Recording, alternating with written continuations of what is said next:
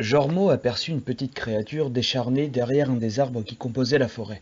C'était la même créature qui était tombée dans le volcan avec l'anneau, c'était Gollum. Dans cette partie de l'histoire, ni l'anneau ni Gollum n'avaient été détruits. « Que me veux-tu, ville créature ? Pourquoi me suis-tu depuis mon arrivée dans cette forêt ?» lui demanda Jormo. L'ombre de Gollum sortit de derrière un des arbres. Il faisait vraiment peine à voir. On aurait dit un vieillard qui marchait avec le dos recroquevillé. Sous sa peau, on pouvait y deviner son anatomie squelettique. Mais cette peine et cette pitié que ressentait Jormo n'étaient pas naturelles, loin de là.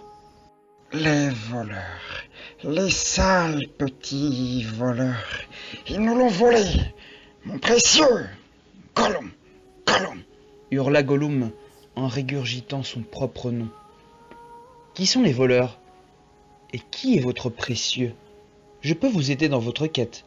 Nous avons sans doute un but commun. Vous recherchez votre anneau, n'est-ce pas ? N'ai-je pas raison, Sméagol ? Jormo avait en effet compris dans les quelques lignes qu'il avait lues que Sméagol et Gollum étaient les deux personnalités d'un seul et même personnage. Comment m'avez-vous appelé ? Ce sont de stupides hobbits qui ont ramené mon précieux dans cette maléfique cité elfique. Bien, Sméagol, faites-moi confiance. Contrairement aux autres personnes dans ce monde, je vois le bien en vous. Je vous rendrai votre précieux, lui répondit Jormo qui n'avait aucune intention de lui rendre l'anneau. Attendez-moi ici, je reviendrai avec. Gollum ne pouvait absolument pas faire confiance à un vulgaire humain, mais il pouvait en profiter, lui qui ne pouvait s'aventurer à l'intérieur de la cité elfique. Très bien, je vous attends ici, mais prenez garde, si vous me trahissez, je vous traquerai jusqu'aux confins du monde. Merci de m'accorder votre confiance, Sméagol. Jormo arriva enfin jusqu'aux portes de Foncombe. Un garde elfe y était prostré. La cité était gigantesque et de la lumière dorée semblait y sortir. « Ara Mariasse » lui dit le garde. Ne comprenant absolument pas l'elfique, Jormo ne savait pas quoi dire, mais il fallait à tout prix qu'il rentre et s'empare de l'anneau. C'est alors qu'un vieux nain barbu à la barbe blanche arriva derrière lui à dos de bélier en compagnie d'une bonne dizaine d'autres nains, eux aussi montés sur leur bélier. « Stupide elfe, ne vois-tu pas que c'est un godorien exténué par des heures infinies de voyage? Laisse-nous rentrer. Ton maître Elrond ne t'a pas appris à bien accueillir les étrangers ?» Jormo entra donc dans la cité et le garde le conduit dans une petite place ronde où un elfe brun allait faire une allocution importante devant une multitude d'hommes, d'elfes, de nains, d'un vieux magicien gris ressemblant à Obidalf et à Frodon qu'il avait vu après la destruction de l'anneau. Jormo s'assit entre le vieux nain qui était rentré avec lui et un autre nain tout aussi vieux que le précédent. C'est alors que l'elfe brun, qui portait le nom d'Elrond, le maître de la cité, commença son discours. « Étrangers venus de terres lointaines, amis de toujours, vous vous êtes rassemblés ici afin de répondre à la menace du Mordor. La terre du milieu est au bord de la destruction. Nul ne peut y échapper. Vous vous unirez ou vous serez vaincus.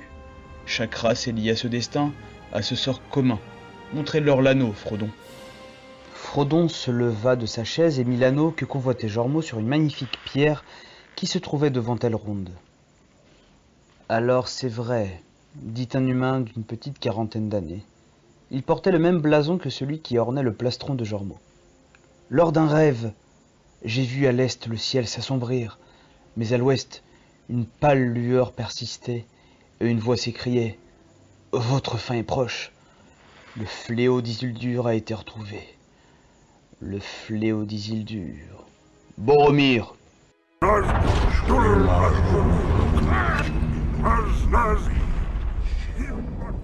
Jamais de mots n'ont été prononcés dans cette langue ici, à Imladris, réprimanda Elrond au vieux magicien. Je n'implore pas votre pardon, maître Elrond, car le parler noir du Mordor peut déjà être entendu dans toutes les régions ouest. L'anneau est totalement maléfique. Cet anneau est un don, poursuivit Boromir, un don fait aux ennemis du Mordor. Pourquoi ne pas s'en servir ? Depuis longtemps, mon père, l'intendant du Gondor, a tenu à distance les forces du Mordor. C'est grâce au sang de notre peuple que vos terres sont encore en sécurité. Donnez au Gondor l'arme de notre ennemi et laissez-nous l'utiliser contre lui. On ne peut le contrôler. Aucun d'entre nous ne le peut. L'anneau unique ne répond qu'à Sauron. Il n'a pas d'autre maître. Lui répondit un humain ténébreux encapuchonné.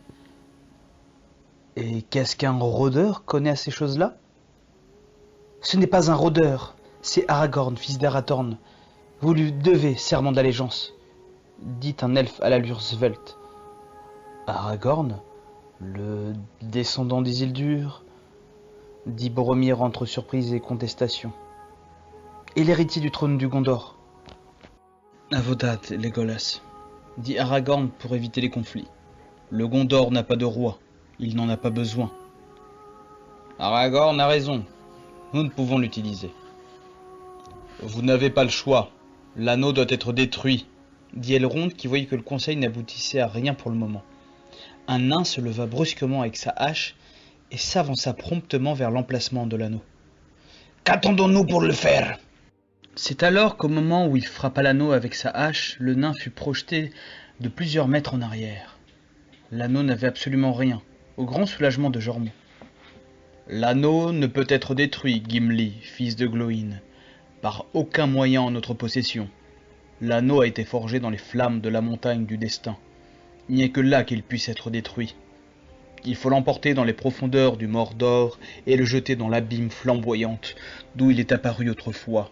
L'un de vous doit le faire. On n'entre pas si facilement en Mordor.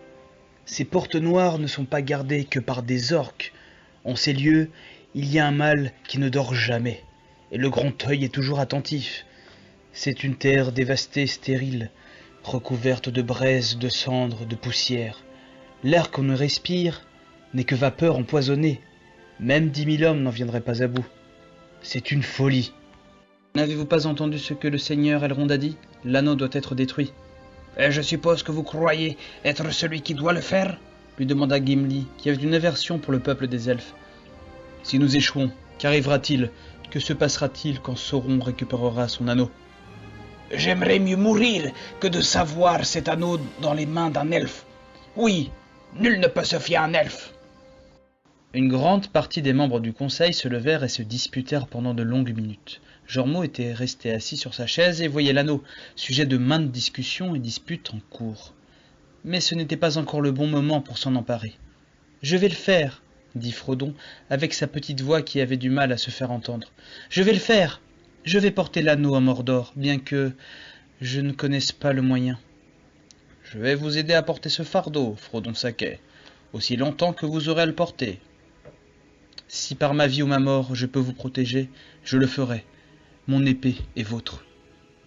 Et mon arc est vôtre. Et ma hache! Ainsi que mon bouclier pour vous protéger au péril de ma vie. » Jormungand espérait que son action n'allait pas court-circuiter la suite de son opération. « Vous avez notre destin à tous entre les mains, petit homme. Et si telle est la volonté du conseil, le Gondor se joindra à vous. »« Eh, monsieur Frodon n'ira nulle part sans moi !» hurla l'ami Sam de Frodon.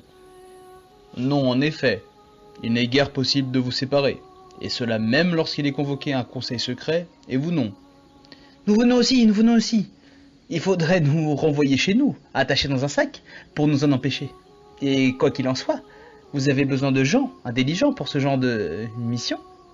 Quête, chose. Bon, alors ça te met hors cause, Pipin, dirent 2 autres amis hobbits de Frodon, et qui eux aussi, tout comme Sam, n'avaient pas été conviés au conseil. « Dis compagnons, qu'il en soit ainsi, vous formerez la communauté de l'anneau. »« Chouette, où est-ce qu'on va ?